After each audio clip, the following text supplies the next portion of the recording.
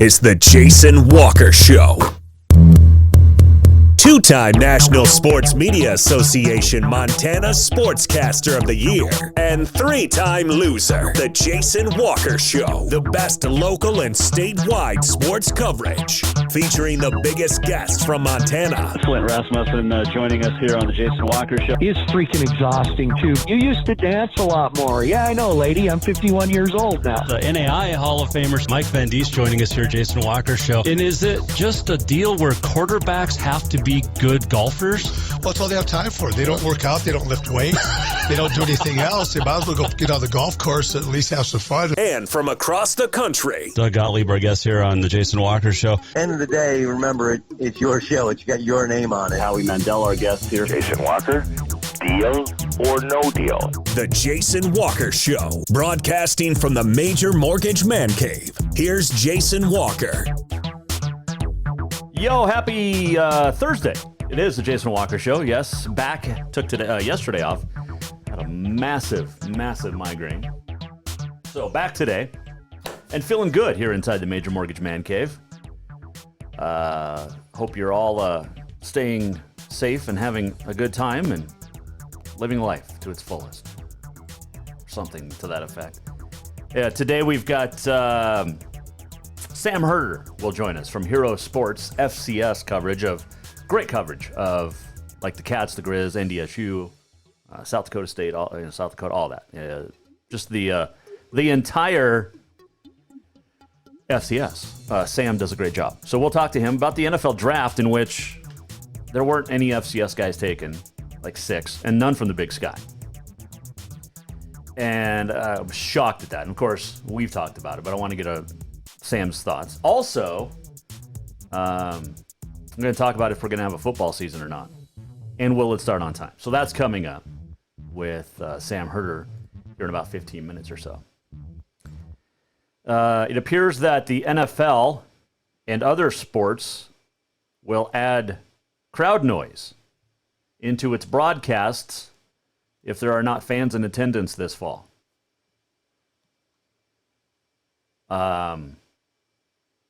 Joe Buck, yesterday on Andy Cohen Live, said that pumping crowd noise into Fox broadcast, quote, is pretty much a done deal, adding, in fact, I know they'll do it, end quote. So there you go. And they're looking at ways to put virtual fans in the stands. Because you're trying to fool America into thinking, hey, there's actually fans in these stands? Man, there's just some idiocy going on. Crazy. So anyway.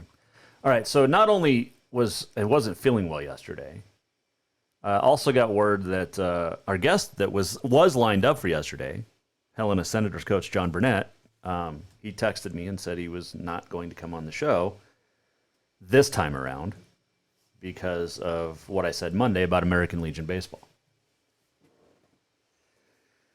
Coach is welcome to come on anytime. But just because of what I say, I feel like this is like, was it Peyton Manning and Dan Patrick? Because Dan Patrick said something once about Peyton Manning years and years ago, so Peyton Manning didn't come on the show for like 10 or 15 years.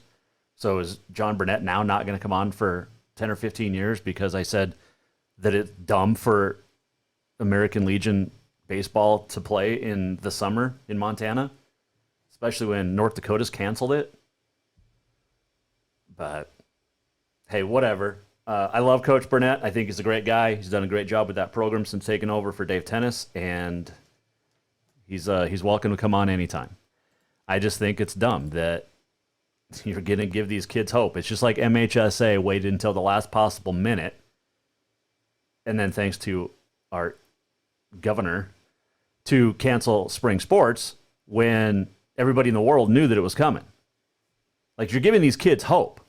You can't play Legion baseball games. Oh, sorry, they're not Legion, so to speak, this year.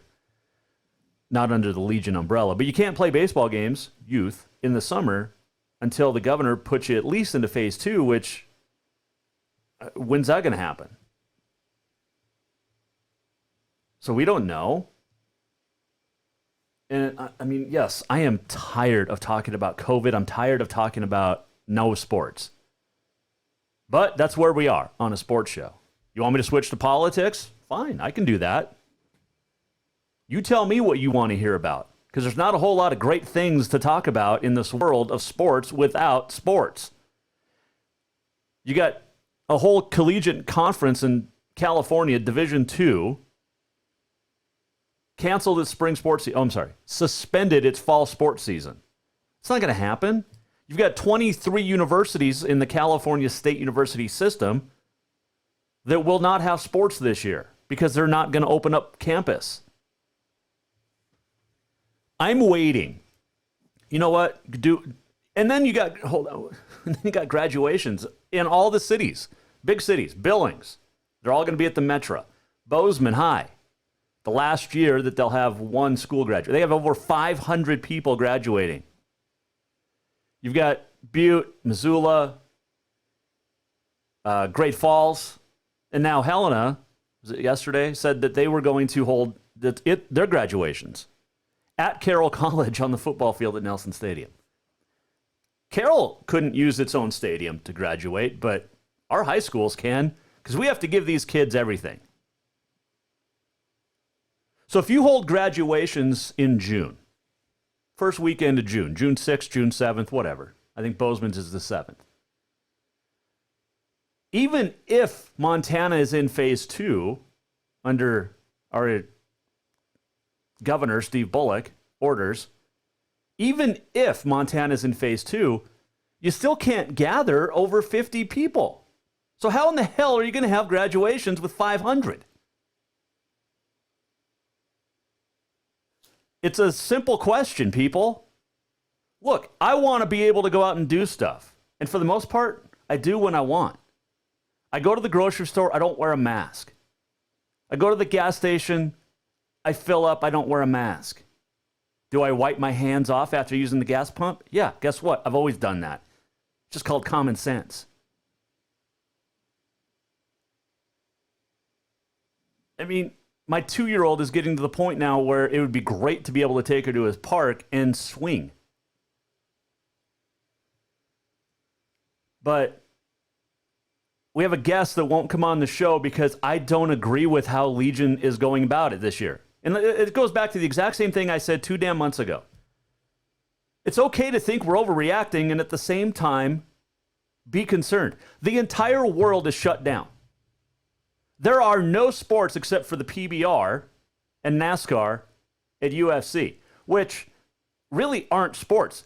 Hear me out. According to Hemingway, who was a beloved author, the only true sports are mountain climbing, auto racing, and bullfighting. That's it. Everything else is a game. But it goes back to what I've been saying for the last month and a half or so. We're too reliant on sports as a society to live our lives. We really are. I mean, do you think that Billy the Kid or Jesse James cared about whether or not there were sports? No. Or games? Well, Jason, they weren't invented yet. Well, a lot of them were. Golf, baseball was actually around in the times of Billy the Kid. But why is it so important to give our kids, you know, a lot of stuff gets taken away. Deal with it. I would love to have sports to talk about. I'd love to have high school sports to talk about. There is no doubt about that. We should be gearing up for districts and divisional, softball, all sorts of stuff. Track, everything. And yes, baseball.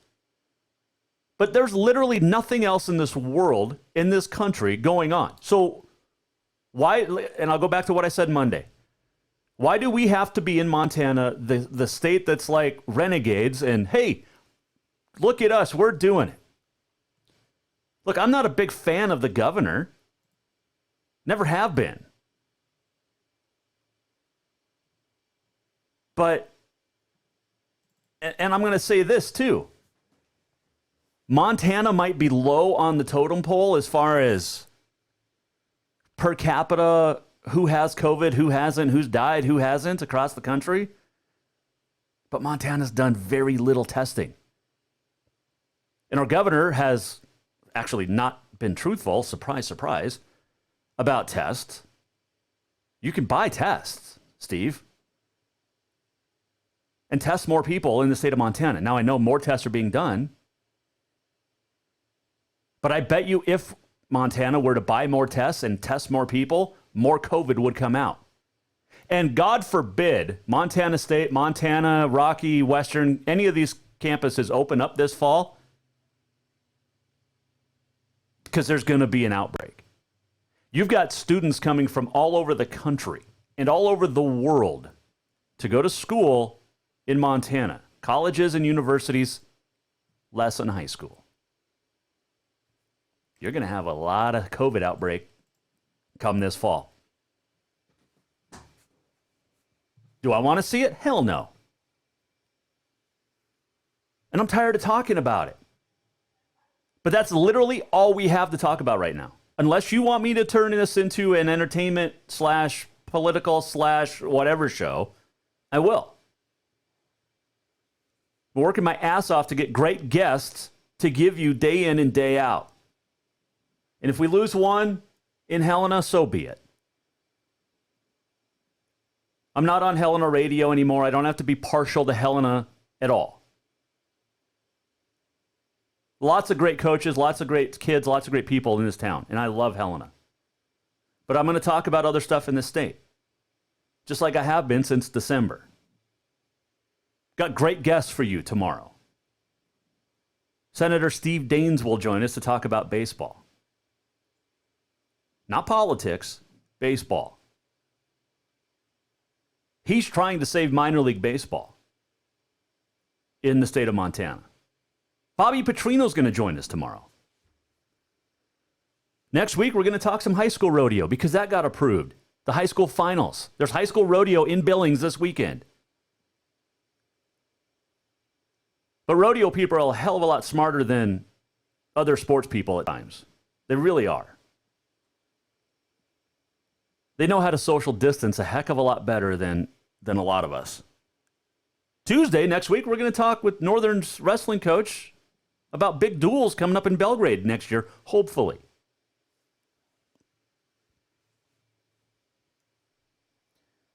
But at this point, you know what? Just do whatever the hell you want.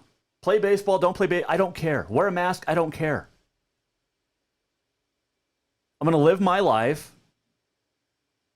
and pray to God that my child or children don't get this. My daughter just was supposed to graduate Saturday at Montana State, my 21-year-old. With honors, 3 degrees. 3. In 4 years, she got 3 degrees. Graduate with honors and one of the cum laudes or whatever it's, I don't know, summa or, I don't know. I was never a college person, so. She's smart as hell. She's going to Auburn for grad school. Does she get to go in the fall? I don't know. That's something that personally affects me. If Helena Legion Baseball wants to play and risk people getting sick, I don't care. Go do what you want. Do you, okay? I don't care anymore. Kenny Chesney postponed his Bozeman concert, and I said, but we're going to play baseball on Twitter, and some jackwagon thought, oh, it's different, 25,000 people. Yeah, there is a lot more people at a concert. You're going to pipe in noise at Legion baseball games this summer in Montana? It'll be pretty easy. You only have to pipe in the noise of about 3 people. Because that's really all that goes to those games. And you can talk about social distancing all you want. What happens when somebody's on first base after a hit or a walk or an error or however? I mean, there's 6 ways to get on base. And that first base, is the game of baseball going to have to change just so that you can play? Will the first baseman be able to stand that far apart from somebody on first base? Will you be able to tag a guy at second base who's trying to steal or stretch a single into a double? Because that's not social distancing. That's not staying 6 feet apart. So does the game of baseball completely have to change just so you can please some 17-year-olds this year? Apparently that's what we do in Montana. And this is an open show. Anybody that wants to come on and talk about stuff, I invite you. In 2 months, though, since COVID-19 has come out, not one person has accepted an invitation to debate or have a discussion on this show.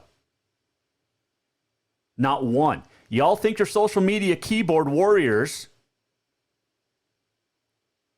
Y'all think you know best until you're called to the carpet, and then you won't come on this show. Why not? You afraid of being proven wrong? Simple question. This show does nothing but bring you facts and fun. And if you can't handle the facts, then you don't deserve to have any fun. Speaking of facts, it is a fact that only 6 FCS players were drafted last month in the NFL virtual draft, none from the Big Sky Conference. What does Sam Herder think of that? And when we return, the Hero Sports FCS guru will join us to tell us if he thinks if there'll be a football season and what it'll look like if we do have it. That's all coming up. This is the Jason Walker Show. It is, again, the Jason Walker Show. Have you thought about buying a home and just don't know where to begin? Well, when it comes to one of the most important purchases one can make, we understand it can be frustrating and confusing, but it doesn't have to be. Let the Major Mortgage team help you with all your mortgage needs. Major Mortgage means major service, and we would love the opportunity to help you today. Give J.R. McFadden, NMLS number 1246357, a call today at 406-465-1918, or you can visit him at 2001 11th Avenue, Building A, Suite 3 in Helena. Major Mortgage is a division of AMCAP Mortgage, NMLS number 129122, equal housing lender. Who doesn't love being number one? When your team's dominating the standings, or your favorite band rocks the charts at number one, it feels good, right? Kind of like how it feels when you have auto insurance with State Farm. Because making you feel like number one is an honor your local State Farm agent takes seriously. Through the good times and not so good, your State Farm agent's proud to be here to help life go right. Call State Farm agent Mike Miller in Helena today. Yes, it's true that Montana is a long way from the Gulf Coast, but you can bring that Cajun flavor home with a stop at Cafe Zydeco. From po' boys to classic sandwiches, Cafe Zydeco has all the best Cajun in town. Are you in the mood for seafood gumbo or crawfish etouffee? Maybe you're craving jambalaya with some shrimp and grits. Head in for breakfast, lunch, or dinner, or call ahead for pickup or delivery. Cafe Zydeco will fix all your southern cravings, even on a chilly Montana day. Cafe Zydeco is a proud sponsor of The Jason Walker Show. Spring is fast approaching and summer is just around the corner, so now is the time to get those windows tinted at Auto Concepts as the sun starts to heat up. Tinting is the best way to keep the sun out of your little one's eyes driving down the road. Plus, it just looks cool. Auto Concepts is your exclusive 3M dealer for tinting, as well as the best clear bras in town. Auto Concepts clear bras will not fade or yellow over time. And don't forget about suspension lifts and power steps for your rig too. Visit AutoConceptsHelena.com or check them out on Facebook. Auto Concepts, the auto enhancement professionals. Store-wide savings are what you'll find when you shop for new home furnishings at Rucker's Furniture. This means tremendous values on Helena's largest in-stock selection of home furnishings. When you shop Rucker's, you'll find store-wide savings on the furniture you want for every room in your home. And you'll also find our selection of Serta iComfort, the most comfortable beds in Helena. 12-month financing is available with approved credit on most purchases over $299. Ask for details. You'll find store-wide savings at Rucker's Furniture, 1010 Dearborn, Helena.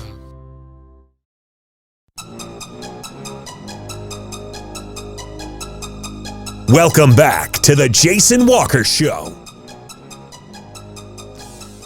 Jason Walker Show on a Thursday.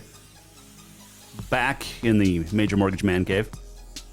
Bobby Petrino coming up tomorrow. Yep, the coach. I think is it Missouri State now? He'll join us tomorrow. Set to host the Grizz September the 12th, I think. We'll talk to Bobby Petrino tomorrow. Jason Walker Show. Looking forward to that. Also, Senator Steve Daines set to join us tomorrow as well. So he's trying to save minor league baseball. See, I like baseball. I love baseball. Trying to save minor league baseball, and we're trying to get the senator who's trying to save it on tomorrow. Just not trying to save Legion baseball right now. All right. Also on this day in history, still to come, and a whole lot more. All right, there you go. Our first guest on the Mike Miller State Farm Hotline is the guru of FCS football at Hero Sports. His name is Sam Herder, and he joins us now here on the Jason Walker Show. How are you, my man? I'm doing great. Thank you, as always, for having me back on the show. Hey, it's always a pleasure to chat with you. So, how you been doing the last 2 months? Or what have you been doing, I guess? Yeah, I mean, I'm in the Minneapolis, Minnesota area. So we, basically just like everywhere else around the country, I've been on I think the governor calls it a stay-at-home order, and that's set to be done on Monday, but it's still, pretty restricted as far as what we can do. Bars won't be open, gatherings and stuff like that won't be allowed of over 10 people. So just kind of been hanging low. I work from home as it is anyway, so I guess my daily schedule hasn't changed a whole lot. But just trying to find some kind of content to get out there to FCS fans. It was tough, especially with no spring football going on. And, a lot of the times during the spring, we do a lot of NFL draft stuff. And, I did a handful of feature stories, a few guys from the Big Sky Conference as well. But it was a little more tough this year to get those feature stories in just because no one really knew what was going to happen in the draft and the whole process was messed up. So, just basically been hanging low and trying to come up with some story ideas. Before we get to the draft, you live near Minneapolis, right? Is that so? The Mall of America is supposed to open June 1st. You're going to go from less than 10 people a gathering to a whole mall opening up. I saw that today. Look, I appreciate the Mall of America and what it does for the local economy and all that, but that's probably one of my least favorite places to go. I'm not a type of person or have the type of personality to walk around a crowded place and have to weed my way through people. I don't go there very often. I'll say that. Perfect. Sam Herder joining us here, Jason Walker Show. He's the Hero Sports FCS football guru. Love reading your stuff. Was it yesterday you had Bobcat number 96, 90s top 100 best players or jersey numbers? Yep, I believe that was. It was yesterday or a couple of days ago. I think it might have been yesterday. Yeah, but Mondre Williams. I recognized him. Essentially, what I do is, name the best player to wear each jersey number 99 to 1, and I had a Mondre there for number 96. All right, last year you had UC Davis quarterback Jake Meyer at wearing number 15 instead of MSU's Troy Anderson. Does Troy get 15 this year? Are you going to tell us this, or we have to wait? So I haven't come up with number 15 just yet. I have the full database of all the nominees, I guess I'll call them, and it's about 600 players deep.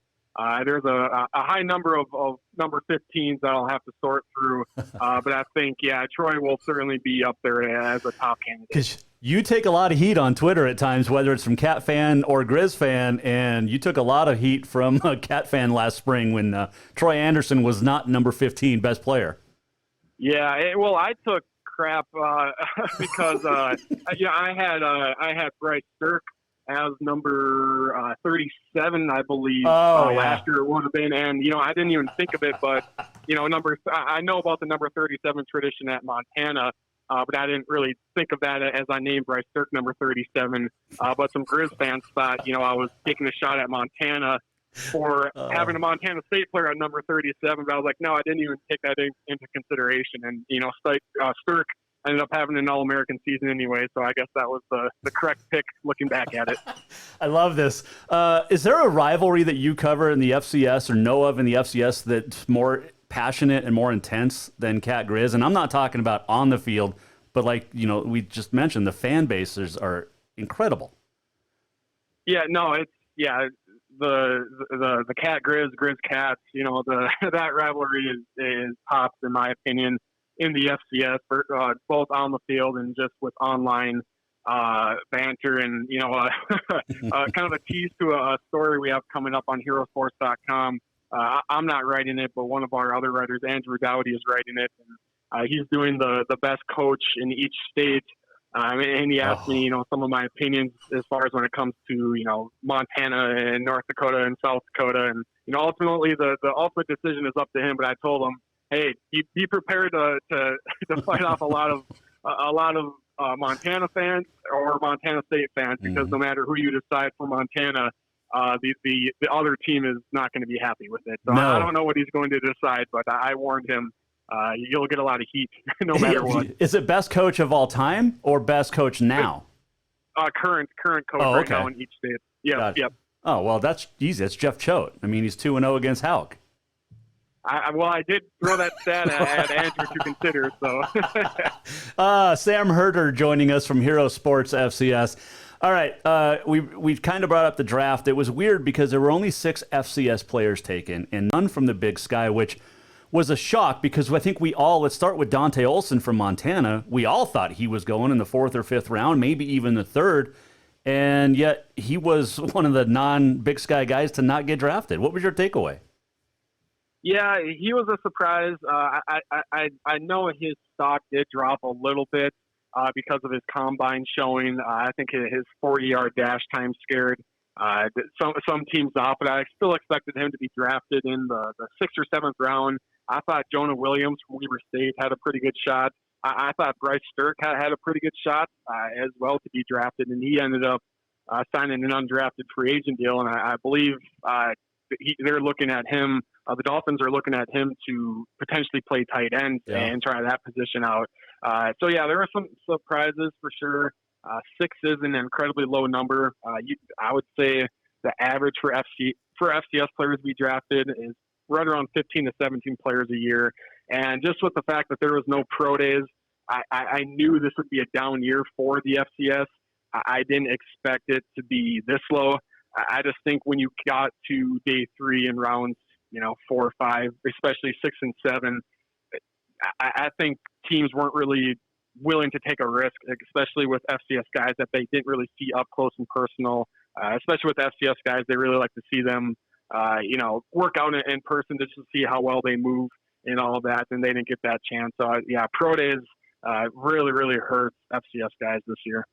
Yeah, when you look at the tight end out of Portland State, can't pronounce his name or can't think of it right now, but he's with the Dallas Cowboys now, and then you mentioned Stirk with the Dolphins and Travis Johnson, the Bobcats, with Tampa Bay, and then you have Dante Olson going out to Philly. I mean, a lot of greatness after the draft. And my question, Sam, would be, if you were going to sign these guys anyway, why not just put a draft number on them at 6 or 7 in the round, Yeah, I think usually the thought process there was, most of these guys were that you just named, and Charlie T from Portland State, Tom Opeo. I usually just call him Charlie T. But Tom Opeo, I think is how you pronounce his last name. But yeah, a lot of these guys were probably good enough players to be drafted.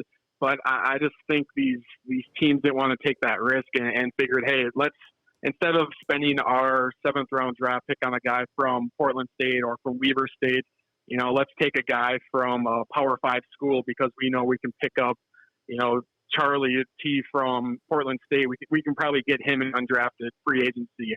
So let's spend our 7th round draft pick on a guy that played Power 5 competition. I think that was the mindset there. At the end of the day, I think a lot of these guys ended up getting contracts anyways, and so they'll have their shot to ultimately make a roster.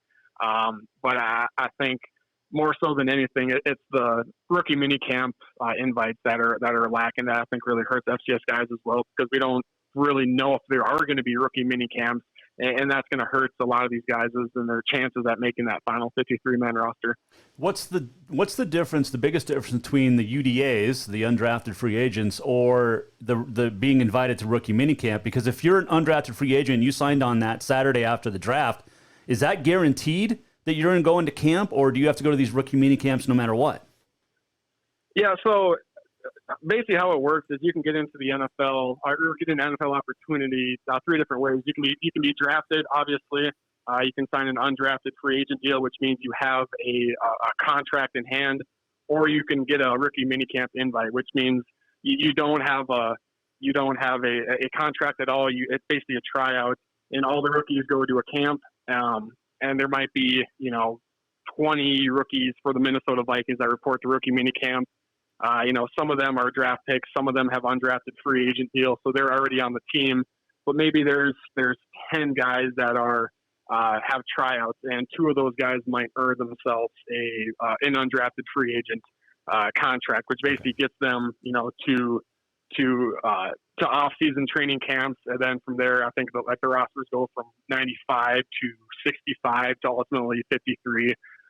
So it basically just, if you have an undrafted free agent deal, it kind of gives you that chance to work your way down to ultimately making that final 53-man roster, or maybe the practice squad as well. Sam Herder joining us here, Jason Walker Show from Hero Sports FCS.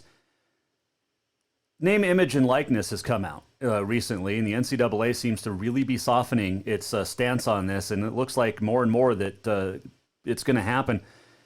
How do you see it affecting the FCS on a direct level? And let's go straight to the North Dakota schools, which already have cost of attendance. Is this part of it, or is this completely separate than cost of attendance? And it's now that North Dakota schools are going to have to look at that as well. Yeah, I think it's in my opinion, I think it's a little separate, just because it's for cost of attendance. That's basically each school's decision. If they want to implement that. I think for the image, name, and likeness, it sounds like that might be a nationwide thing, or some.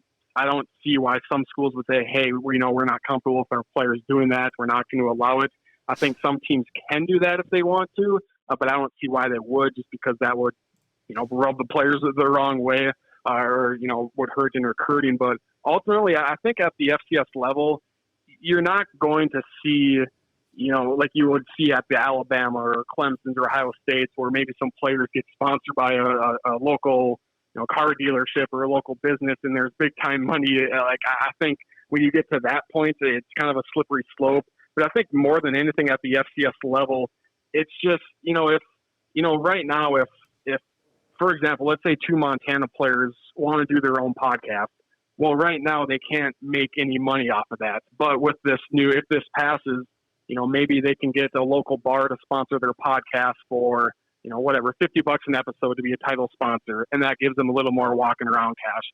I think you're going to see more of that for the FCS than, some big car dealership giving a guy $50,000 a year or whatever it is. And I think, there's some college athletes that are really popular on TikTok, and right now they can't really monetize that because it's an NCAA infraction, which I think is ridiculous. But with this, if this passes, they could find a way to have a sponsor on their TikTok or be on their Instagram or social media influencer or however it is. Now, I think you'll see that in the FCS more than some of the, like I said, kind of like some big businesses swapping money. Sure.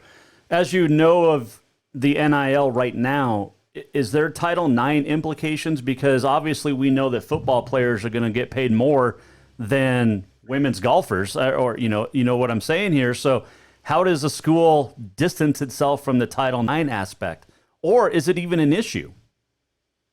That's a good question, because it basically comes down to, each player.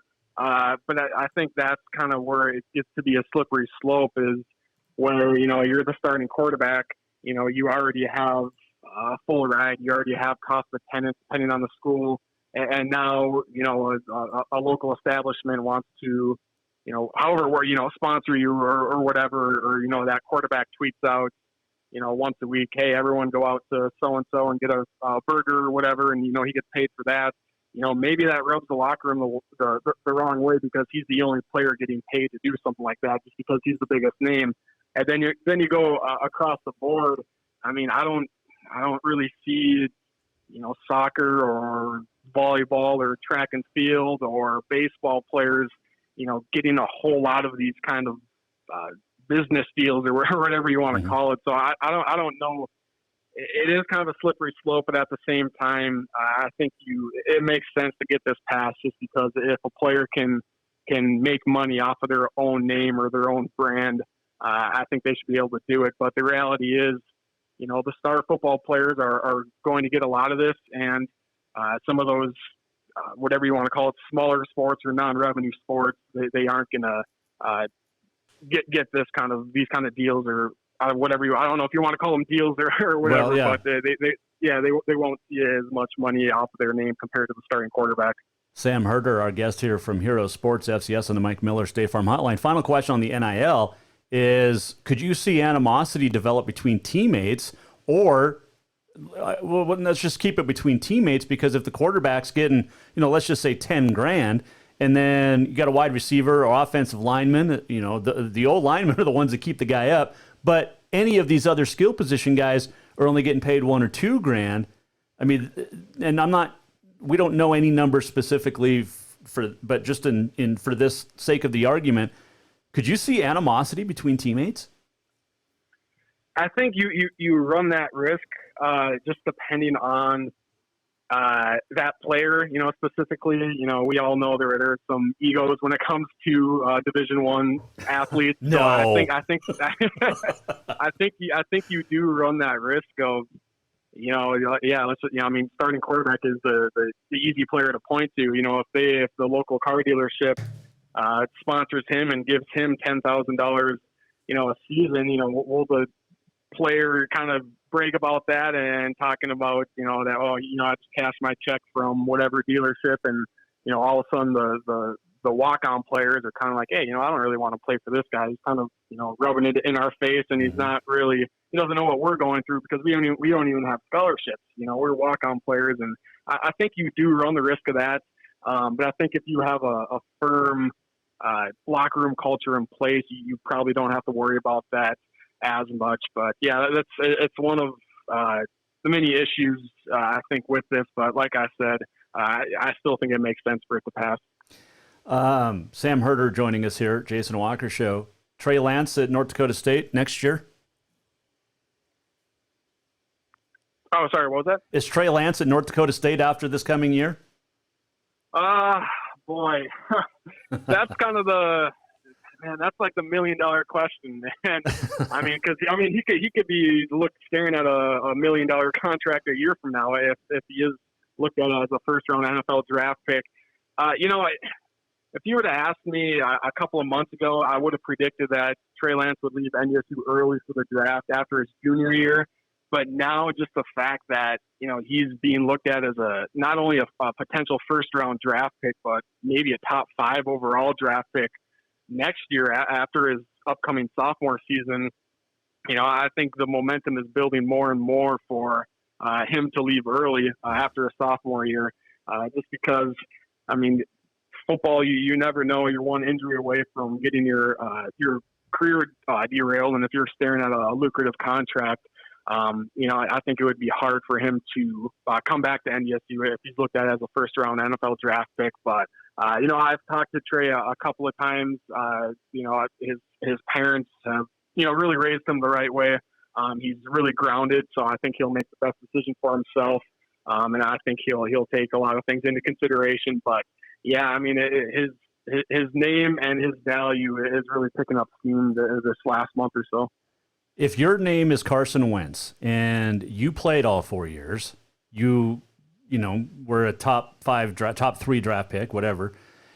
You're Carson Wentz. You put yourself in his position. Trey Lance calls you, asks your opinion. What do you tell him?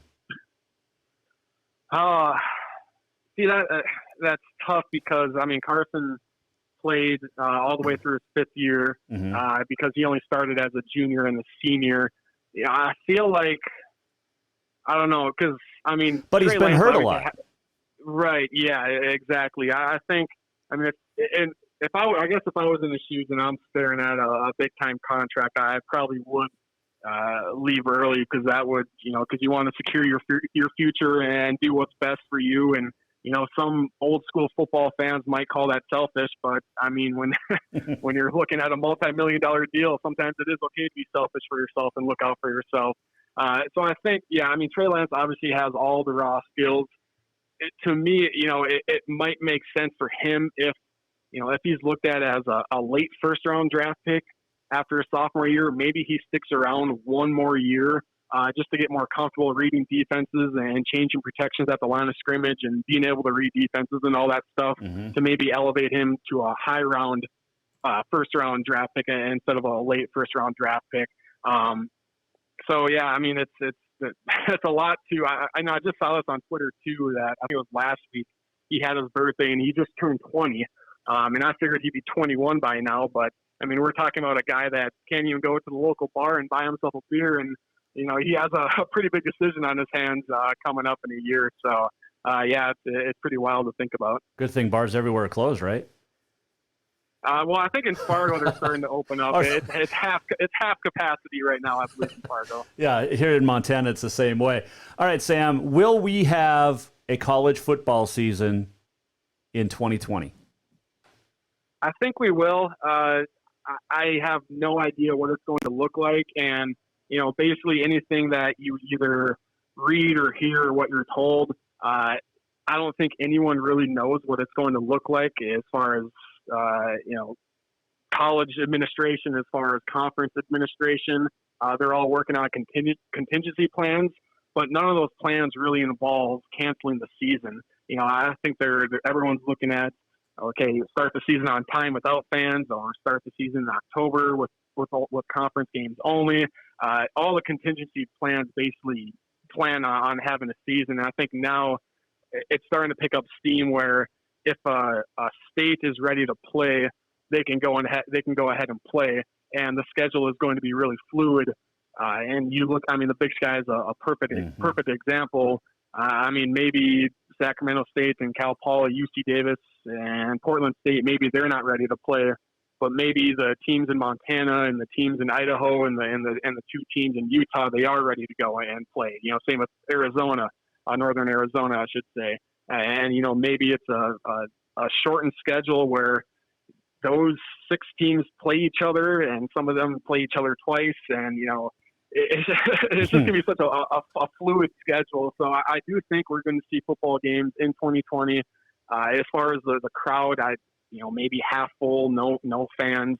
We'll see what the crowd aspect looks like. But in my opinion, if North Dakota and South Dakota and Montana are opened up, and there is enough testing and all that stuff where they can, you know, ensure the safety of the coaches and the players and all that, I don't think the fact that California schools can't play, I don't think that should prevent, you know, Montana State from being able to play. So I think we will have a season. It's just going to be incredibly unorthodox.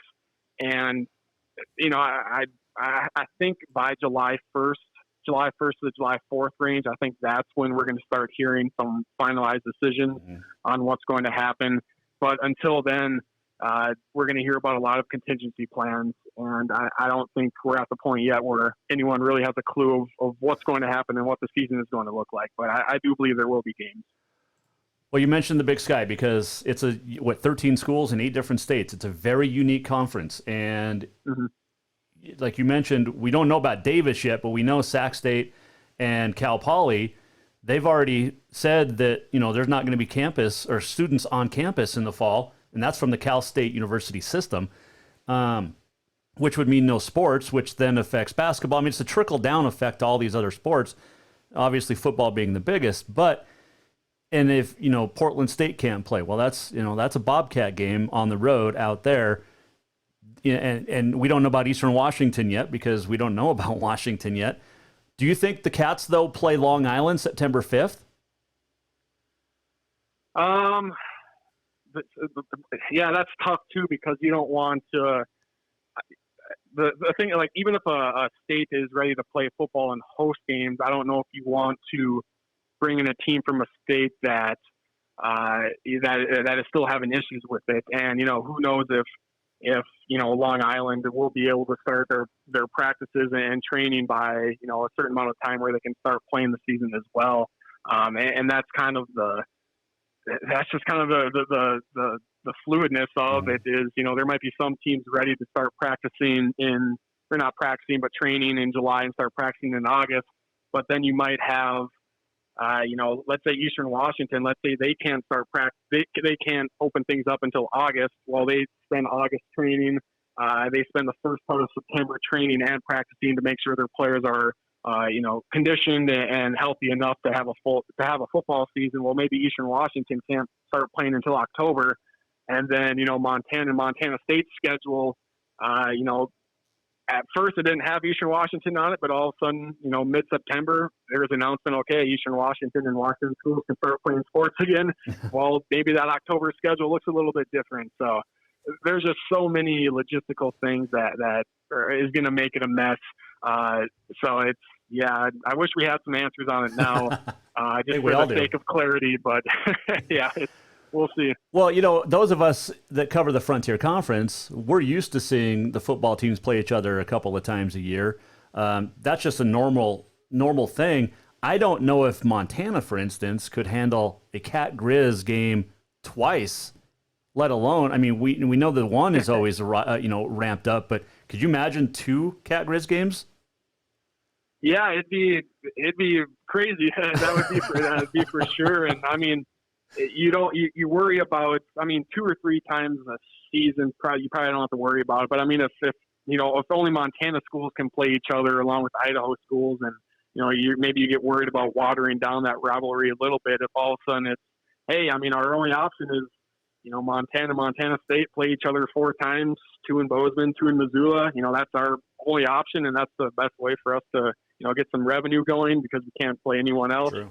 I think if you get to that point, maybe you worry about the rivalry getting watered down a little bit. But but like I said, if that's the only option, that's something they might have to consider. So you might see that chance of 2 teams playing each other twice, or some kind of schedule rotation, or some kind of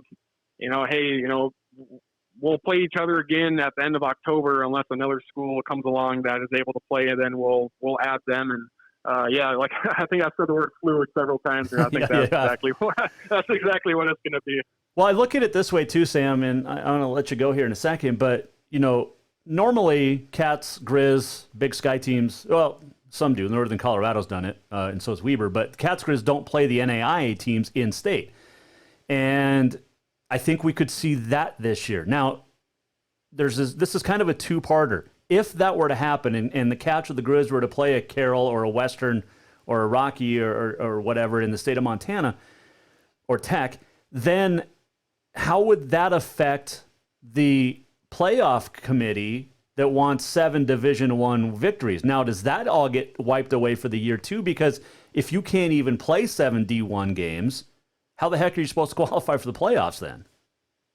Right, yeah, and I was actually thinking about the playoff committee earlier today, because I was just kind of thinking about what the schedule and what the season is going to look like, and how exactly the playoff committee is going to award seeds and stuff like that, especially when, I think we all know that Sacramento State is going to be really good this year, but let's say they don't start their season until mid to late October, and their record is 5-0. But then you have Montana that's 10-2 or whatever, and 2 of those wins are against NAIA teams. I mean, how exactly do you stack up those resumes against each other? Assuming obviously they didn't play head to head, and I mean, if the teams in the Dakotas and the teams in Montana, if they play a full schedule, but maybe James Madison and Delaware, they only play 6 games. I mean, how do you line up those playoff resumes and try to come up with a bracket? So I was thinking about that earlier today. I didn't want to get too ahead of myself, but I mean, I think, like I said, I think we are going to see games, and I think hopefully we don't see a second wave of this, and by November and December, everyone can start playing games, and we do have an FCS playoffs, but the playoff committee already has a tough time as it is, trying to fairly put the bracket together, and I think this year is going to be the toughest. Yeah, exactly. I mean, I think I'd rather have 10-0 teams in my top 10 as opposed to this coming season, because like you said, we might have a 10-0 team and a team that's 3-0, but who's better because of who they played, so it's going to be absolutely crazy. It'll be something to follow for sure, and you can read about it. You can check out Sam. Was it Sam Herder FCS on the Twitter? You can go to herosports.com, check out their FCS page. Fantastic stuff. Sam, always a great pleasure to chat with you. Stay safe. Keep washing your hands. And let's hope we don't have more than one Cat Grizz game this year. And I'm talking to you in September about real games. Yeah, that sounds great with me. And you safe as well. And yeah, hopefully the next conversation we have, we're talking about actual games and matchups instead of what ifs and all this stuff that we aren't sure yet. Amen to that. Sam, have a great time out there in Minnesota, and don't be too excited about the Mall of America opening up in a month or so. Yeah, well, I won't be. Okay, sounds good. Sam, appreciate it. That is Sam Herder joining us here. Jason Walker Show on the Mike Miller State Farm Hotline. Always appreciate Sam joining us. He is fantastic information with the FCS. All right, we'll take a break. We'll come back. That last segment brought to you by our friends at Rucker's Furniture. Make the quality choice for your home. Rucker's Furniture, 1010 Dearborn, Helena. Coming right back on this day in history. Some final thoughts and the walk-off and more next. Store-wide savings are what you'll find when you shop for new home furnishings at Rucker's Furniture. This means tremendous values on Helena's largest in-stock selection of home furnishings. When you shop Rucker's, you'll find store-wide savings on the furniture you want for every room in your home. And you'll also find our selection of Serta iComfort, the most comfortable beds in Helena. 12-month financing is available with approved credit on most purchases over $299. Ask for details. You'll find store-wide savings at Rucker's Furniture, 1010 Dearborn, Helena. During this time of uncertainty and stay-at-home orders, Dinners Done Right wants to remind you that they're still open. Just go to dinnersdoneright.com, place your order, and then pick it up for dinner that night, or plan ahead and order for the weekend. It's easy. Visit dinnersdoneright.com, register, pick your meals, then pick them up, or stop in and grab meals out of the front freezer. Dinners Done Right's taking extra precautions with extra cleanings going on with every piece of equipment and personnel. Dinners Done Right thanks you for your continued support, and may we all stay safe and healthy during this time.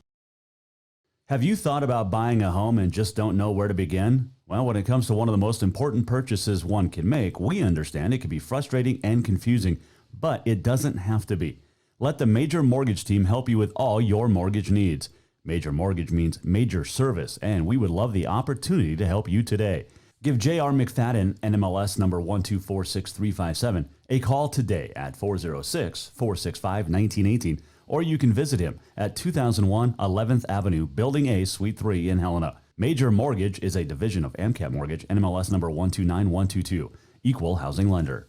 Spring is fast approaching and summer is just around the corner, so now is the time to get those windows tinted at Auto Concepts as the sun starts to heat up. Tinting is the best way to keep the sun out of your little one's eyes driving down the road. Plus, it just looks cool. Auto Concepts is your exclusive 3M dealer for tinting, as well as the best clear bras in town. Auto Concepts clear bras will not fade or yellow over time. And don't forget about suspension lifts and power steps for your rig too. Visit AutoConceptsHelena.com or check them out on Facebook. Auto Concepts, the auto enhancement professionals.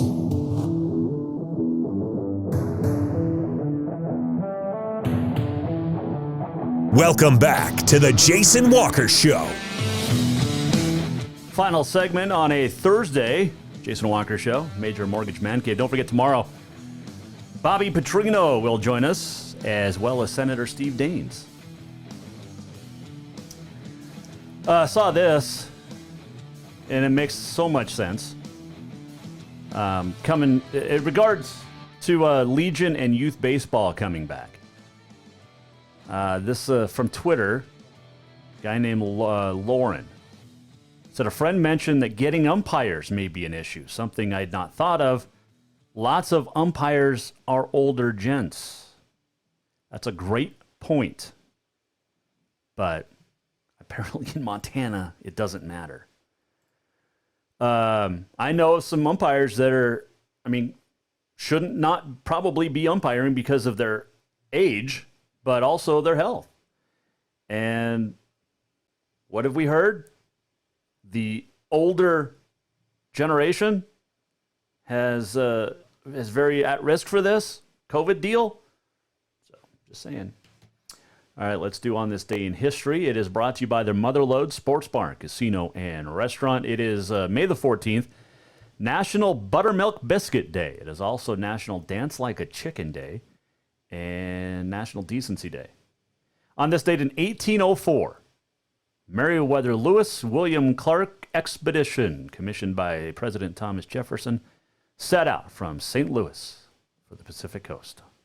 1874, the first admission was charged at a football game. Harvard beat the University of McGill out of Montreal 3-0.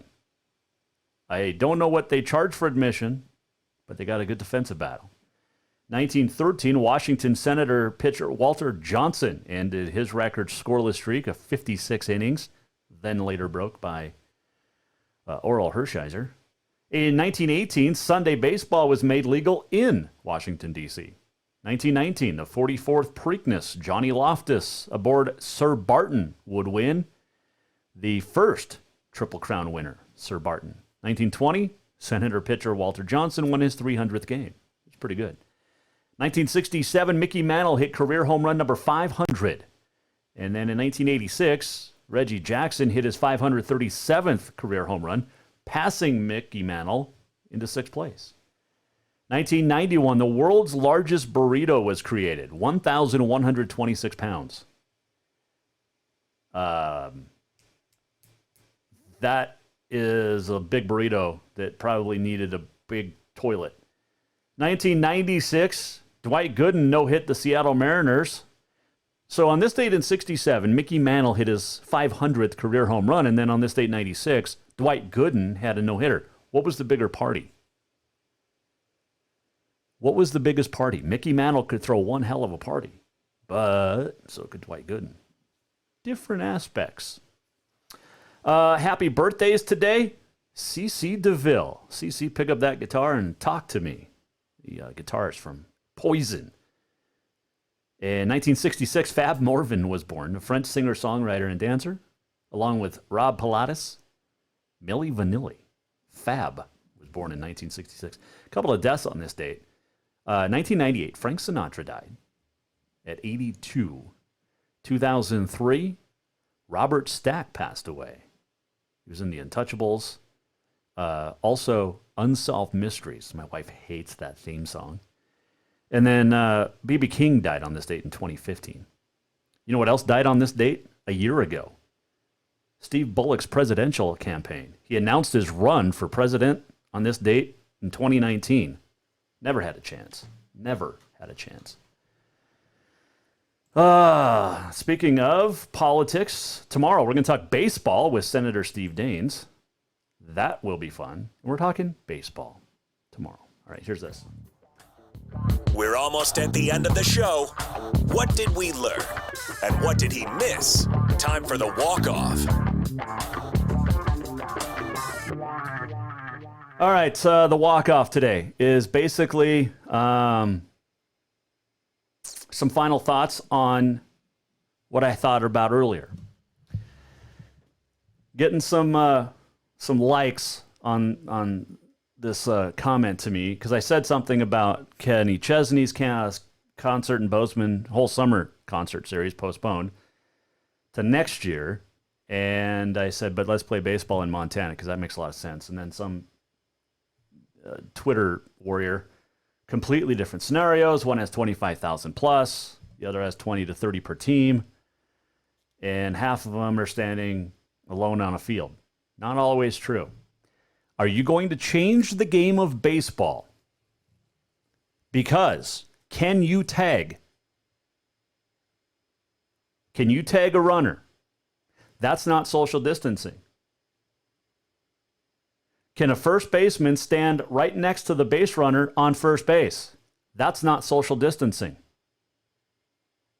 So are you going to change the game of baseball just to have baseball for some 16 and 17-year-old kids in Montana this year? Are you? Because I want to see the new rule book. Because in order to social distance, you're going to have to change the game of baseball. No ifs, ands, or buts about it. It just has to happen. And the umpire who stands and squats directly behind the catcher, well, there's breathing. Are you going to wear masks? No. You can't run with a mask on. And then there's the batter who's not 6 feet away from the catcher or the umpire. So how does that work? That's not social distancing. Not to mention the baseball, because the pitcher licks his fingers, especially when it's a little windy and dry. And then he throws it. It's caught by the catcher, who then throws it back. Or it's hit, and then, the ball gets tossed around. How are you gonna sanitize? How are you going to sanitize baseballs? There's a lot of legitimate questions that nobody wants to answer on this show. Nobody wants to come answer them. Steven, Travis, anybody on Twitter, John, whoever you want, come on this show. Tell me how in the hell you're going to make this all possible. Or do I go back to what I said at the top of the show? You do you. I don't care. If people get sick, I don't give a crap. I really don't. Because it's going to happen. Here's the thing. If one of you jackwagons thinks they know more than the experts that are health experts, I didn't realize so many people on Twitter and Facebook, just friends of mine or people that I follow, were freaking medical doctors and had degrees. I had no idea there was that many doctors in Helena. No clue whatsoever. You don't know more than the experts. You don't. So until one of you can come on this show and tell me how you're going to social distance per governor's orders, how in the hell can you play baseball? How can we do any sports? But again, you do you. And like I said, the minute that my wife or somebody in my family gets sick because of you jackholes, that's when I'm going to really have a problem. I don't cover youth sports like soccer, 12U, 15U lacrosse, whatever. I cover varsity sports. American Legion, to me, has always been a varsity sport. I don't talk about the reps. I don't talk about the independents. I talk about the Helena Senators. Well, if you're not a varsity sport this year, do you get talked about? Do you want to get talked about in a good way if you play and if you follow the rules?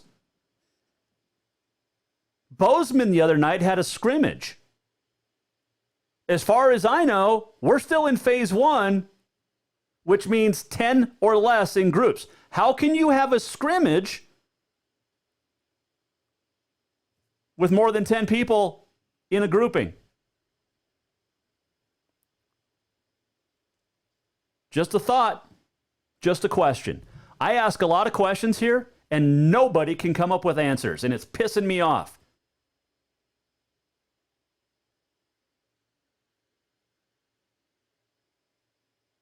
Come on the show, give me legitimate answers to my legitimate questions. Okay? But none of you will, because you're all chicken. Because I have facts, you have hopes.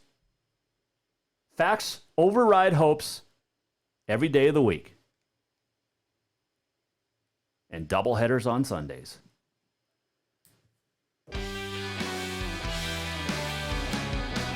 Nothing gets me more fired up than stupidity. Tomorrow.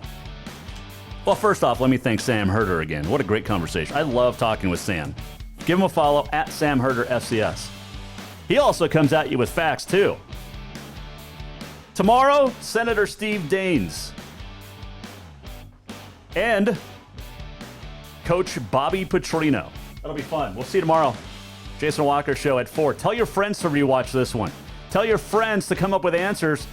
Tell your friends to come on this show and do a healthy discussion.